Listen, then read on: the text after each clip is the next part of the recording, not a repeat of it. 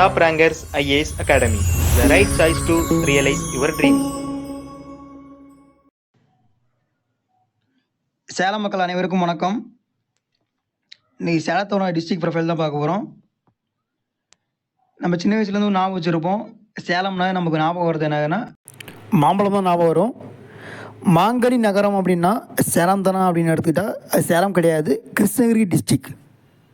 இதுக்கு முன்னாடி கிருஷ்ணகிரி டிஸ்ட்ரிக் சேலம் டிஸ்ட்ரிக்குள்ளே இருந்தனால என்ன ஆச்சுன்னா, பிரிக்கிறதுக்கு முன்னாடி இருந்தனால நம்ம சேலம் தான் மேங்கோக்கு ஃபேமஸ் அப்படின்னு நினச்சிட்டு இருந்தோம். கிருஷ்ணகிரி டிஸ்ட்ரிக் தான் ஃபேமஸ்ஸு. அதுவும் மல்கோவா மேங்கோவுக்கு கிருஷ்ணகிரி டிஸ்ட்ரிக் தான் ஃபேமஸ்ஸு. சரிங்க. இப்போ சேலத்துக்கு போய் மேலும் என்ன டீட்டெயில்ஸ்ன்னு பார்ப்போம். முதல்ல சேலத்தோட ரெவன்யூ டிவிஷன் எவ்வளோ இருக்குது, அது வருவாய் கோட்டம் எவ்வளோ இருக்குது அப்படின்னு பார்த்தா ஒரு 4 வருவாய் கோட்டம் இருக்குது. என்னென்ன இருக்குன்னா சேலம், ஆத்தூர், மேட்டூர், சங்ககிரி, இது 4 வருவாய் கோட்டமாக இருக்குது. அடுத்து இதில் எத்தனை தாலுக்கு இருக்குது, இந்த வருவாய் கோட்டத்துக்கு கீழே எத்தனை தாலுக்கு இருக்குது அப்படின்னு பார்த்தா மொத்தம் 14 தாலுக்கா இருக்குது. வட்டம் அப்படிங்கிறது 14 இருக்குது.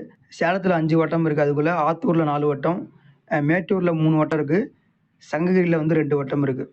அப்போ நீங்கள் எந்த வட்டத்துக்குள்ளே வரீங்கன்னு பார்த்துக்குங்க. அடுத்து ஃபிர்காஸ் அப்படின்னு பார்க்கும்போது எவ்வளோ இருக்குன்னா ஒரு 44 ஃபிர்கா இருக்குது.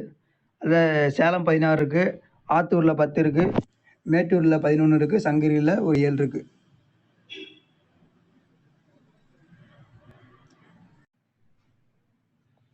இப்போ லோக்கல் பாடின்னு பார்த்திங்கன்னா சேலம் அப்படிங்கிறது ஒரு முனிசிபல் கார்பரேஷன். அது கீழே மேயர் இருப்பாங்க, அவங்க பற்றிலாம் கீழே பார்ப்போம். இப்போ முனிசிபாலிட்டி எத்தனை இருக்குன்னா மொத்தம் 6 முனிசிபாலிட்டி இருக்குது. சேலத்தில் முனிசிபாலிட்டி 6 இருக்குது. ஆத்தூர், எடப்பாடி, மேட்டூர், நரசிங்கபுரம், தாராமங்கலம், இடங்கடன் சாலை அப்படின்ட்டு ஒரு 6 முனிசிபாலிட்டி இருக்குது. டவுன் பஞ்சாயத்து மொத்தமே பேரூராட்சி எத்தனை இருக்குன்னா 31 பேரூராட்சி இருக்குது. அடுத்து டெவலப்மெண்ட்டுக்காக என்ன இருக்குன்னா பிளாக் இருக்குது. எத்தனை பிளாக் இருக்குன்னா மொத்தம் 20 பிளாக் இருக்குது. இப்போ பிடிஓ ஹெட்டாக வச்சுருப்பாங்க பார்த்தீங்கன்னா, அந்த பிளாக் ஒரு 20 இருக்குது. பஞ்சாயத்து வில்லேஜ் மட்டும் 385 வில்லேஜ் இருக்குது. அப்போ இதோட தொகுதி எவ்வளோ இருக்குது அப்படின்னா சட்டமன்ற தொகுதி ஒரு 11 இருக்குது, நாடாளுமன்ற தொகுதி 1 இருக்குது. அதில் யார் இப்போ எம்பியாக இருக்காங்கன்னா பார்த்திபன் இருக்கார், எஸ்ஆர் பார்த்திபன் அவர்கள். இவங்க எந்த கட்சி சேர்ந்தவங்கன்னா டிஎம்கே கட்சி சேர்ந்தவங்களா இருக்காங்க. அடுத்து எம்எல்ஏ தொகுதி எத்தனை இருக்குன்னு பார்ப்போம். ஃபர்ஸ்ட் கெங்கவலி தொகுதி. கெங்கவலியில் யார் இருக்காங்கன்னா ஏடிஎம்கேவை சேர்ந்த நல்லதம்பி அவர்கள் தான் இருக்காங்க.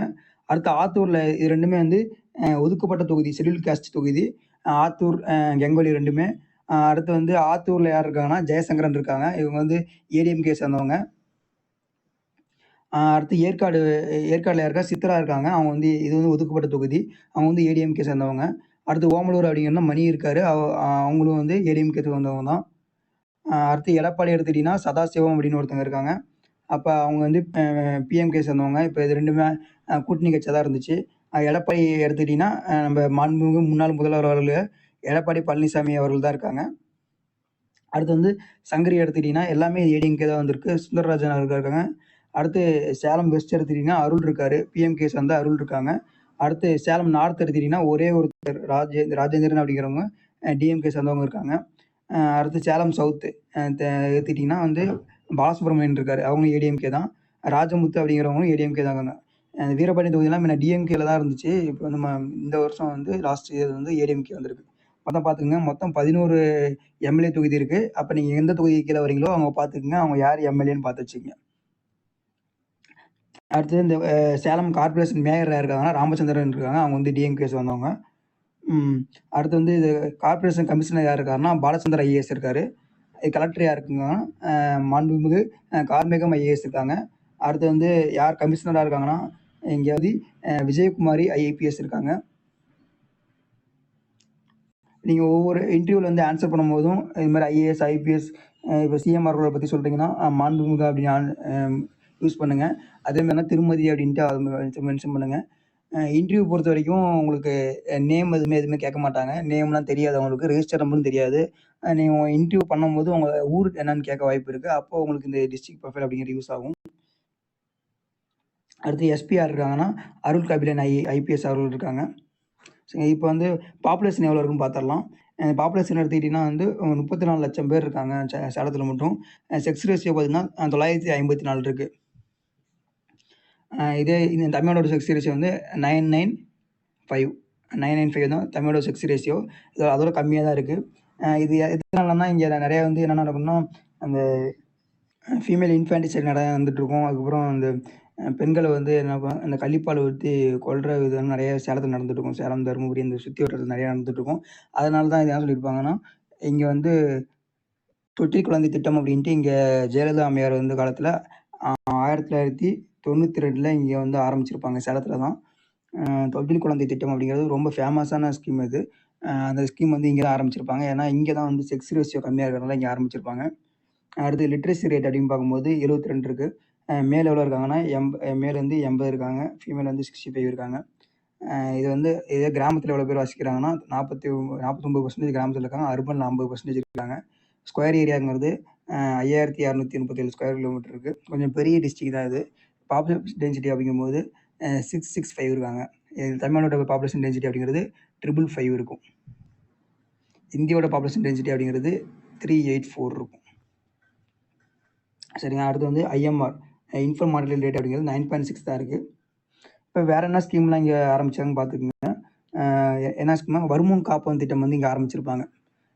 இப்போ ரீசெண்டாக செகண்டரி இன்னிங்ஸில் வந்து 2021 சிஎம் அவர்கள் வந்து ஆரம்பிச்சிருப்பாங்க. ஸ்டாலின் அவர்கள் ஆரம்பிச்சிருப்பாங்க. சரிங்க. இங்கே வந்து என்னென்ன நீர்த்தேக்கம்லாம் இருக்குன்னு பார்ப்போம். நீர்த்தேக்கம் எடுத்திங்கன்னா ஸ்டான்லி ரிசர்வாயர் இருக்குது. அடுத்து ஆனைமது ரிசர்வாயர் இருக்குது. அடுத்து வந்து காரையக்கோயில் வந்து ரிசர்வாயர் இருக்குது. இதெல்லாம் எவ்வளோ டிஎம்சி இருக்குன்னு மொத்தம் பார்த்துக்குங்க. ஸ்டான்லி அப்படின்னா மேட்டூரோட இதுதான் கொள்ளளவு எவ்வளோ இருக்குது, நீர் கொள்ளளவு அப்படிங்கிறது 93.4 டிஎம்சி இருக்குது. பாருங்கள், டிஎம்சி அப்படின்னா 1000 மில்லியன் கியூபிக் லிட்டர். கண்டிப்பாக கேட்பாங்க. சேலத்துலேருந்து போனீங்கன்னாவே மேட்டூர் டேம் பற்றி கண்டிப்பாக கேட்பாங்க. அடுத்து மேகதாது அணையை பற்றி கேட்பாங்க. ஏன் வந்து இப்போ கர்நாடகாவுக்கும் நமக்கும் என்ன பிரச்சனை பற்றி கேட்பாங்க. இதேமாதிரி இந்த மேட்டூர் டேம் அப்படிங்கிற இந்த இஷ்யூ அப்படிங்கிறது யாருக்கெல்லாம் வரும்னா எந்தெந்த ஸ்டேட்டுக்கெலாம் வரும்னு வச்சுக்கோங்களேன். கர்நாடகா, தமிழ்நாடு, கேரளா, பாண்டிச்சேரி இது 4க்குமே வரும். அந்த பிரச்சனை அப்படிங்கிறது யாருக்கெல்லாம் வரும்னா இப்போ இந்த 4 ஸ்டேட்டுக்குமே வரும். சரி, இதெல்லாம் டிஎம்சி எவ்வளோ பார்த்துக்குங்க, எவ்வளோ ஃபீட் இருக்குது எல்லாமே பார்த்துங்க. கேட்டால் இது கண்டிப்பாக கேட்பாங்க. மேட்டூர் டேம் பற்றி கண்டிப்பாக கேட்டுங்க. 120 ஃபீட் இருக்குது. இதில் வந்து எவ்வளோ டிஎம்சி தண்ணி வைக்கிறதுனா 93.4 டிஎம்சி இருக்குது. அது அடுத்து வந்து ரிவர் என்னென்ன இருக்குது சேலத்தில் வந்து என்ன ரிவர் இருக்குது, முக்கியமாக காவேரி இருக்குது, வேளாறு, சரபங்க நதி, வசிஷ்ட நதி, ஸ்வேத நதி இது எல்லாமே இருக்குது. அடுத்து வந்து திருமணிமுத்தாறு இருக்குது. இந்த ரிவர்லாம் பார்த்துக்குங்க. மொத்தம் 1 2 3 4 5 6 ரிவர் இருக்குது. இப்போ இங்கே எங்கே சாயில் வந்து என்ன மண் வந்து எந்த மாதிரி இருக்குது, மண் எடுத்திங்கன்னா செம்மண் இருக்குது. அடுத்து வந்து பிளாக் சாயில் இருக்குது, கரிசல் மண் இருக்குது. அடுத்து என்ன தாதுக்கள்லாம் என்ன இருக்குது, மினரல்ஸ் வந்து என்னென்ன இருக்குது, தாதுகள்லாம் என்ன இருக்குது. கஞ்சமலை தீர்த்தமலையில் என்ன இருக்குன்னா அயனூர் இருக்குது, இரும்பு தாது இருக்குது. அடுத்து சேர்வராயன் மலை, அதில் வந்து என்ன இருக்குன்னா பாக்சைட் இருக்குது. அடுத்து வேறு என்ன தாதுலாம் இங்கே இருக்குன்னு முக்கியமாக பார்ப்போம். மேக்னசைட் இருக்குது. மேக்னசைட் எங்கே இருக்குன்னா சுண்ணாம்பு மலையில் இருக்குது, சாக் ஹில்ஸில் இருக்குது. அடுத்து பாக்சைட் அப்படிங்கிறது எங்கே இருக்குன்னா சேர்வராயன் மலையில் இருக்குது. அங்கே எது தாலுக்கா என்னன்னா ஏற்காடு தாலுக்கா. அடுத்து மேட்டூர் டேமில் என்ன பண்ணுறாங்கன்னா இந்த மால்கோ அப்படிங்கிற இண்டஸ்ட்ரி இருக்குது. அந்த மால்கோவுக்கு வந்து இங்கே வந்து அலுமினியம் பிளான்ட் இங்கே இருக்குது. சரி, அடுத்து வந்து லைம்ஸ்டோன் சுண்ணாம்பு கல் அதிகமாக எங்கே இருக்குன்னா சங்ககிரி தாலுக்காவில் இருக்குது. அங்கே என்ன பண்ணுறாங்கன்னா இந்தியா சிமெண்ட் அப்படின்ட்டு ஒரு கம்பெனி இருக்குது. அந்த சிமெண்ட் இருக்குது. அங்கேருந்து இங்கே தான் எடுக்கிறாங்க. சுண்ணாம்பு அப்படிங்கிறது சிமெண்ட் உற்பத்தி பண்ணுறது இங்கேருந்து எடுக்கிறாங்க. அடுத்து அயனூர் டெபாசிட் அதிகமாக எங்கே இருக்குன்னா அதிகமாக இருக்கிற இடத்துல வந்து கஞ்சமலை அண்டு கூடமலை அப்படிங்கிற 2 ஏரியாவில் தான் வந்து இரும்பு தாது வந்து அதிகமாக காணப்படுது. சரிங்க. அடுத்ததுல இதெல்லாம் இப்போ குவார்ட்ஸ் அண்ட் ஃபெல்ஸ்பேர் அப்படிங்கிறது எங்கே இருக்குன்னா சங்ககிரி, ஓமலூர், அடுத்து வந்து குவார்ட்ஸ் கற்கள் அதெல்லாம் மேட்டூர், எடப்பாடி தாலுக்காவில் இருக்குது. இது முக்கியம். அடுத்து வந்து ஸ்டேஷன் தெர்மல் பவர் ஸ்டேஷன் எங்கே இருக்குது, தெர்மல் பவர் ஸ்டேஷன்னா வந்து அணுமின் நிலையம் எங்கே இருக்குது. தெர்மல் பவர் ஸ்டேஷன் தமிழில் வரும்போது அனல்மில் நிலையம், அனல்மில் நிலையம் எங்கே இருக்குது. அடுத்து வந்து இப்போ மால்கோன் பார்த்தோம் பார்த்தியா, மெட்ராஸ் அலுமினியம் கோ லிமிடெட் வந்து எங்கே இருக்குன்னா மேட்டூரில் இருக்குது, காருமலை கூடல் அப்படின்னு இருக்குது. அடுத்து வந்து தமிழ்நாடு மேக்னசைட் லிமிடெட் எங்கே இருக்குன்னா ஓமலூர் மெயின் ரோட்டில் இருக்குது. அடுத்து சேலம் ஸ்டீல் பிளான்ட் அழகசமுத்திரத்தில் இருக்குது. இது ரொம்ப முக்கியம். சேலம் ஸ்டீல் பிளான்ட் அப்படிங்கிறது ரொம்ப முக்கியம். இப்போ இன்னொன்று என்னன்னா இங்கே சேலம் பொறுத்த வரைக்கும் இந்த சாகோ ஃபேக்ட்ரி அப்படின்னு இருக்கும். அந்த கிழங்கு ஆலை இருக்குது பார்த்தீங்களா, அது வந்து அதிகமாக இருக்கும். அடுத்து வந்து காயர் நார் தொழிற்சாலை அதிகமாக இருக்குது. அடுத்து லாரி பில்டிங் அப்படிங்கிறது சங்ககிரியில் அதிகமாக இருக்குது. முக்கியமாக திருச்செங்கோடு அப்படிங்கிற ஏரியா தான் ரொம்ப இந்த lorry building. Namakkal example Namakkal, கரூர்லாம் வந்து லாரி பில்டிங்க்கு ஃபேமஸ்ஸு. அதேமாதிரி சங்ககிரி அப்படிங்கிறது லாரி பில்டிங்க்கு ஃபேமஸ் சொல்கிறாங்க. அடுத்து மேஜர் இண்டஸ்ட்ரி என்னன்னு சொல்கிறாங்க. இதில் வந்து மேஜர் வந்து செயல் நமக்கு தெரியும். சேலத்தை வந்து ஸ்டீல் சிட்டி அப்படின்னு சொல்லுவோம். அடுத்து நரசூஸ் காப்பி இருக்குது, மால்கோ தான் பாருங்கள், மெட்ராஸ் அலுமினியம் கோ லிமிடெட் இங்கே இருக்குது, தமிழ்நாடு மேக்னசைட் இருக்குது. அடுத்து சாகோ சார் ஜவ்வரிசி அப்படிங்கிறதாங்க இங்கே அதிகமாக உற்பத்தி பண்ணுற அரிசி வந்து ஜவ்வரிசி. இங்கே வேற அக்ரிகல்ச்சரில் லீடிங் ப்ரொடியூசர் என்னன்னா பால் உற்பத்தி அதிகமாக இருக்குது. மேங்கோ ப்ரொடக்ஷன், அந்த மல்கோவா மேங்கோ அப்படிங்கிறது ரொம்ப அதிகமாக உற்பத்தி பண்ணுறாங்க. இந்த பவர்லூன் மின்தறி அப்படிங்கிறது இங்கே அதிகமாக இருக்குது. இங்கே பாருங்கள், டேப்பியோக்கோ மரவள்ளி கிழங்குல ஃபஸ்ட்டு ப்ரொடக்ஷன் அதாவது ஃபஸ்ட்டு ப்ரொடக்ஷனின் டேப்பியோக்கோ மரவள்ளி கிழங்குல அதிக உற்பத்தி பண்ணுற டிஸ்ட்ரிக்ட் என்னன்னா சேலம் டிஸ்ட்ரிக்ட் தான்.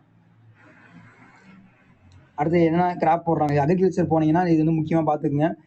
இப்போ வந்து இங்கே இன்னும் என்ன கேட்பாங்கன்னா, இந்த டேப்பியோக்கோ அண்ட் கேஸ்டர் ரிசர்ச் சென்டர் எங்கே இருக்குன்னா யாத்தப்பூரில் இருக்குது. இதெல்லாம் எங்கேயும் பார்த்துக்குங்க. அடுத்து வந்து ரெட் கிராம் ஸ்பெஷல் ஜோனாக வந்து என்னென்ன அறிவிச்சிருக்காங்க இந்த ஒரு பகுதியை பார்த்துங்க. அது என்னன்ட்டு அக்ரிகல்ச்சர்லாம் போனீங்கன்னா டீப்பாக பார்த்துக்குங்க என்னன்ட்டு. பேடி, சுகர் கேன், அடுத்து காட்டன், மேங்கோலாம் இதில் போடுறாங்க. அடுத்து சீப் ரிசர்ச் இந்த செம்பரி ஆடுக்கான வந்து பொட்டனேரி மேச்சேரியில் இருக்குங்க. ஓமலூர் மேச்சேரி பொட்டனேரியில் இருக்குது. சரி, அடுத்து மேட்டு டேம் பற்றி பார்த்துருவோம். மேட்டு டேம் வந்து எப்போ கட்ட ஆரம்பிச்சிருப்பாங்கன்னா 1925 கட்ட ஆரம்பிச்சிருப்பாங்க. 1934 வந்து இது கட்டி முடிச்சிருப்பாங்க. இது ஒரு ஆர்கிடெக்ட் யாராக இருப்பாங்கன்னா விஎம் எலிஸ் தான் இருப்பார். அப்போ கட்டும்போது 1934 கட்டும்போது 4.5 கோடி ஆயிடுச்சு.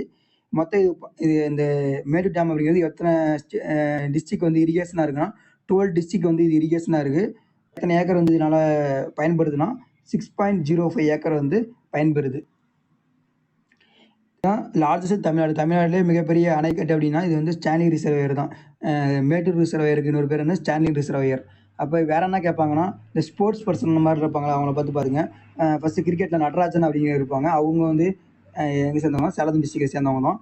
அதே மாதிரி மாரியப்பன் தங்கவேலு அப்படிங்கிற இருக்காங்க. அவங்க வந்து பேரா ஒலிம்பிக்கில் பார்ட்டிசிபேட் பண்ணியிருப்பாங்க. அவங்க வந்து ஹை ஜம்பில் இப்போ அர்ஜுனா அவார்டு, பத்மஸ்ரீ அவார்டு வாங்கியிருப்பாங்க. இப்போ இதெல்லாம் பார்த்துங்க. அவங்க வந்து எந்த வில்லேஜ்னா பெரிய வடகாம்பட்டி வில்லேஜ் இருக்குது, கிராமத்தில் இருக்காங்க. இதே மாதிரி நடராஜன் அவர்களும் இங்கே ஃபேமஸ் ஆனவங்க, அவங்களையும் பார்த்துக்குங்க. இப்போ ஹிஸ்ட்ரியில் போட்டிங்கன்னா வந்து விஜயராகவாச்சாரியார் இருப்பார்ல, அவர் தான் வந்து நான் கோஆப்ரேஷன் மூமெண்ட்டில் ஒத்துழையாமை இயக்கத்தில் அவரும் தலைமை வகிப்பார். நாக்பூர் நடந்திருக்கும், அதுக்கு வந்து பார்ட்டிசிபேட் பண்ணது 1920 நடந்திருக்கும். அதில் வந்து தலைவராக யார் இருப்பார்னா விஜயராகவாச்சாரியார் இருப்பார். இவர் வந்து எக்ஸ்ட்ரீமிஸ்டோட ஃபாதர்னு சொல்லுவாங்க. தீவிரவாதிகளின் தந்தை அப்படின்னு சொல்கிற அழைக்கிற யாருன்னா இவர் தான், வீரராகவாச்சாரி தான். அடுத்து இவர் வந்து சேலம் வீரர்னு சொல்லுவாங்க, இல்லாட்டி வந்து சேலத்தின் சிங்கம்னு சொல்லுவாங்க. பார்த்துங்க, வீரராகவாச்சாரியார் இவர் வந்து எக்ஸ்ட்ரீமிஸ்ட், தீவிரவாதத்தின் தந்தை.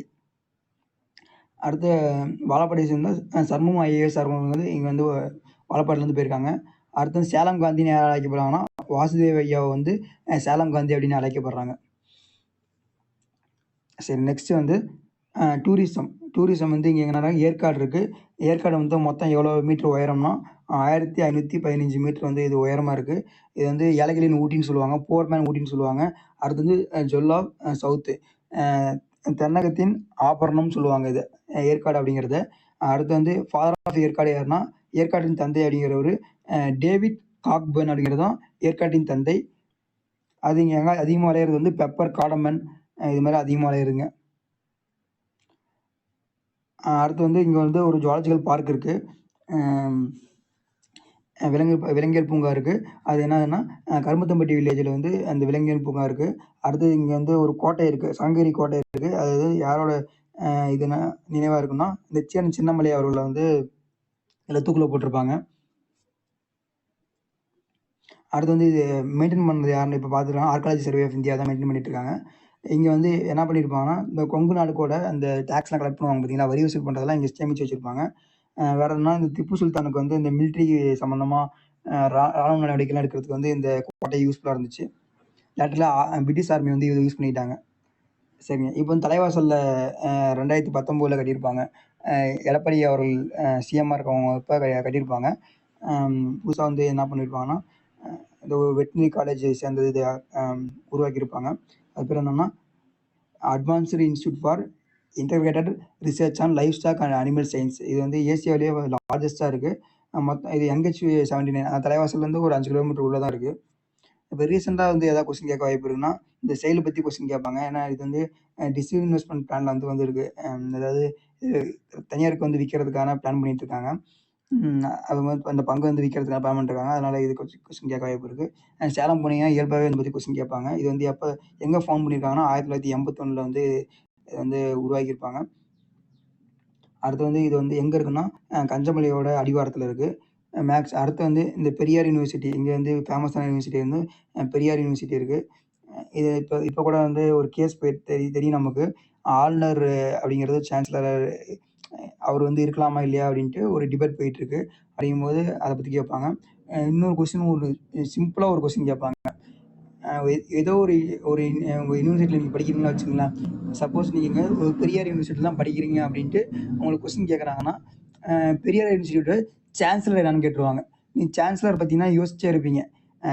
தமிழ்நாட்டுல இருக்கிற எந்த யூனிவர்சிட்டியா இருந்தாலும் சான்சலர் அப்படிங்கிறவங்க ஆளுநர் தான் இருப்பாங்க. அப்ப ஆளுநர் பேர் தான் நீங்க சொல்லணும். இது வந்து என்ன கேட்குறாங்கன்னு பார்த்துக்கங்க. சான்சலர் கேட்குறாங்களா? இல்ல வைஸ் சான்சலர் கேட்குறாங்களான்னு பார்த்துட்டு யோசிச்சு பண்ணுங்க. நம்ம வந்து சான்சலர் கேட்கும்போது வைஸ் சான்சலர் நெனச்சுட்டு நம்ம வந்து யோசிச்சுட்டு இருப்போம். ஆனா, வைஸ் சான்சலர் அப்படிங்கிறது யாருன்னா, ஜெகநாதன் அப்படின்ட்டு இருக்காங்க. இவங்க இந்த பெரியார் யூனிவர்சிட்டி எப்ப எஸ்டாப்ளிஷ் பண்ணிருக்காங்கன்னா, 17th செப்டம்பர் 1997ல ஆரம்பிப்பாங்க. இது வந்து எந்த டிஸ்ட்ரிக்ட்லாம் கவர் பண்ணுதுன்னா, சேலம், நாமக்கல், தர்மபுரி, கிருஷ்ணகிரி டிஸ்ட்ரிக்ட்ல இருந்து தான் இங்க வந்து படிக்கிறாங்க. அடுத்து வந்து ரீசெண்டா பண்ணதுல national institute ranking framework of NIRFன்னு இருக்கும். அதுல வந்து என்னன்னா, இந்த யூனிவர்சிட்டி அப்படிங்கிறது 59வது ரேங்க்ல எடுத்திருக்கு. ஓகேங்க. நெக்ஸ்ட் ஒரு ஸ்கீம் இருக்குங்க. மக்களுடன் முதல்வர் திட்டம் அப்படிங்கிறது துவங்கப்பட்டது எங்கன்னா, சேலத்துல துவங்கப்பட்டிருப்பாங்க. இது மாரி சேலத்த பத்தின வேற ஏதாவது இன்ட்ரஸ்டிங்கான இன்ஃபர்மேஷன் வந்து மிஸ் பண்ணியிருந்தா அத வந்து கமெண்ட்ல மென்ஷன் பண்ணுங்க. ரெகுலரா அடுத்தடுத்து ஒரு டிஸ்ட்ரிக்ட் ப்ரொஃபைல் பார்ப்போம். சரிங்க. ரொம்ப நன்றி. இது மாரி ரெகுலரா உங்களுக்கு வீடியோ வேணும்னா டாப் ரேங்கர்ஸ் ஐஏஎஸ் அகாடமிய லைக் பண்ணுங்க, ஷேர் பண்ணுங்க அண்ட் சப்ஸ்கிரைப் பண்ணுங்க. Thank you.